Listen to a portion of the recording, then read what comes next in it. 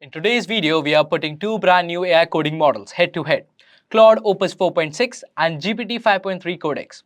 They were launched at almost the same time and on paper they look surprisingly close, similar benchmarks, similar positioning, but very different personalities. Instead of just reading specs, I am going to throw real-world coding tasks at both, a mini Twitter-style clone and 1v1 Blackjack game. By the end, you will know exactly which one makes more sense for you. Also, if you are looking to upscale yourself, we have put together multiple free courses on both Claude and OpenAI. Here's the link, do check them out if you want to go deeper. Before we dive into live coding, let's talk about what's actually new in GPT 5.3 Codex. Because this is not just a tiny upgrade over the previous version. GPT 5.3 Codex is now positioned as a full agentic coding model, which means it's built to handle entire software workflows end to end, debugging, refactoring, working in terminals, and even helping with deployment, not just spitting out snippets. OpenAI claim it's about 25% faster than the previous Codex generation, which you will really feel if you're iterating inside an IDE or CLI all day. It also hit state-of-the-art score on tough benchmark like SW Bench Pro and Terminal Bench 2.0. So in theory, it should be very strong at real-world bug fixing and complex terminal workflows. Codex 5.3 is also designed to use fewer tokens to get the same job done, which matters if you're paying per token or running a lot of automated agents. And it is integrated deeply across the Codex app, CLI and IDE extensions. So the whole experience is tuned around fast interactive coding sessions rather than generic chats. Now, on the Claude side, Opus 4.6 is all about giving the model more brain space and more control over how it thinks. First, it has upgraded 1 million token context window in beta version, which makes it way better for understanding and editing huge code bases, multi-file projects, or long technical docs in a single shot. On the output side, it can now generate up to 128k tokens in one go, double the previous limit, which is great for large refactor or long-form code plus explanations. The big headline feature is adaptive thinking mode with effort levels. You can now tell Opus how hard to think, low, medium, high, or max, and it decides when to spend more compute on tough problems. That means for simple tasks, it stays fast and cheap, and for hard debugging or architecture questions, it can slow down and reason more deeply. There's also a new compaction API that automatically summarizes older context instead of blindly truncating, so you can keep longer coding sessions alive without losing the important history. And for teams, Claude Code now supports multi-agent agent teams, where several agents can coordinate on bigger tasks, like one on planning, one on coding, and one on testing. So here's how this showdown is going to work. I'm going to give both models the exact same prompt inside a coding environment. First, we will ask them to build a super simple Twitter-style app. Then, we will have them build a 1v1 blackjack game where a human plays against the AI. And we will see how clean the logic is and how easy it is to extend. I will judge them on few things: raw speed, code quality, how well they follow instructions, how much hand-holding they need, and how easy the final code is to read and modify. I'll also point out where their personality shows up, whether they have more chatty assistant or head-down engineer.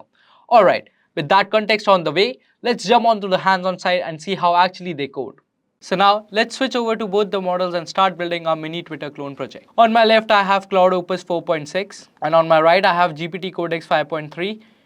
So I'll copy paste my prompt here and in the Codex app too. And now since GPT 5.3 Codex is running locally, I'll add one more comment here. Use my Conda environment Codex. So I'll hit enter and now let's see which models gives better performance.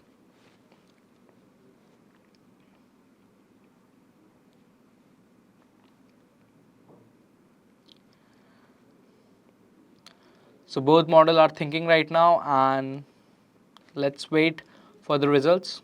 So both the models are taking some time to create the files and let's see which one creates the files faster.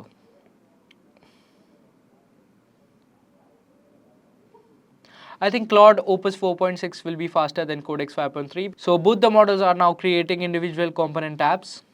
I'm really surprised how Claude Opus 4.6 is not ready with the preview right now. So now I got the output. Claude Opus 4.6 was much faster than Codex 5.3 and now let's compare the output. So now let's first see what Claude Opus 4.6 has made. So here I can see there is no sidebar here. Okay, that's okay. I got two pages here for you and following. Now let's see if the buttons are responsive or not. Like the like button is working, share button, repost button, comment button are not working right now. And let's see if I can put some images. No, I can't. And let's try to tweet something. Hi, my name is Somil.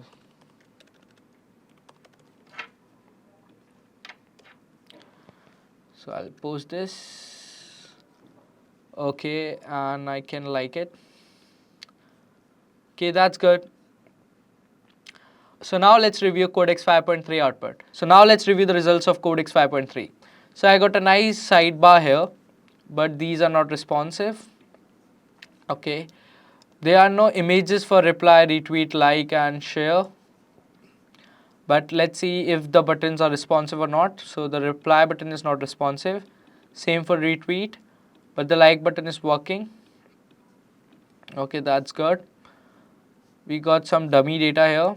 Okay, now let's try to tweet something. So I'll tweet, hi, my name is Somil. Let's post it. So yeah, I can post tweets, I can like it, but there are no images and retweets. And if the following page is working or not, yeah, it's working.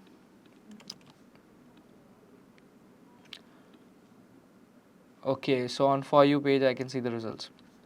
That's good, but if we compare the results of Claude Opus 4.6 and Codex 5.3, for this project I'll give it to Claude Opus 4.6 because the UI feels much better. There are images for comments, repost, like, these are responsive, and I got the doc mode here too. So now let's try out both models on a different project, that is 1v1 Blackjack game.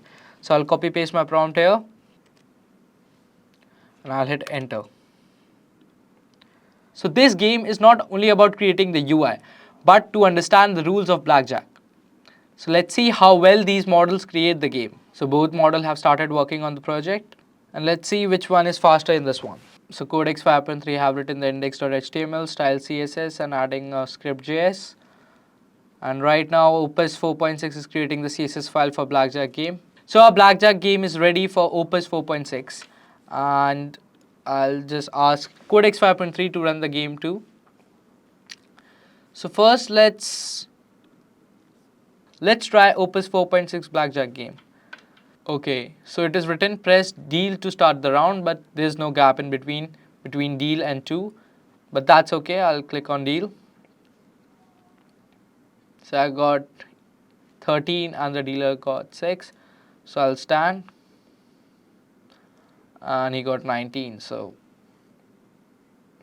I'll lose. Okay, I'll play again. I got 17, I'll hit.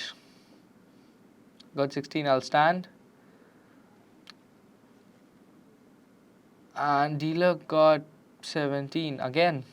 So I got 10, I'll stand here. I got 17, I'll stand. That's 17, that's a tie. But surprisingly, there's no button for double down, right? Let's see if Codex 5.3 have it. So now this Blackjack game was pretty good. So now let's try what Codex 5.3 has made. So let's switch to Codex 5.3 and here's the result. And here's the Blackjack game Codex 5.3 has made. So here I got 17 and dealer got 5. I'll stand. Dealer got 19. I'll lose again. So I'll click on start game again. I got 9. Dealer got 3. I'll hit. I got 14. I'll hit. I got 15. I'll stand. And dealer got 20. I'll lose again. Let's try this again. I got 8. Dealer got 4. I'll hit. I got 14. I'll hit again. It's a 15. Let's hit again. Oh, it's a burst. So now if we compare the output, so Claude Opus 4.6 was much faster and it made a better HTML page than Codex 5.3. This website looked very static and not very interesting. There's no aesthetic, no green table around it.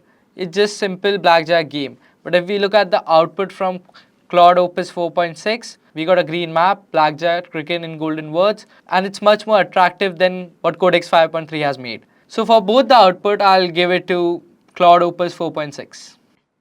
After looking at the results from both the projects, I can confidently say Claude Opus 4.6 clearly outperformed Codex 5.3.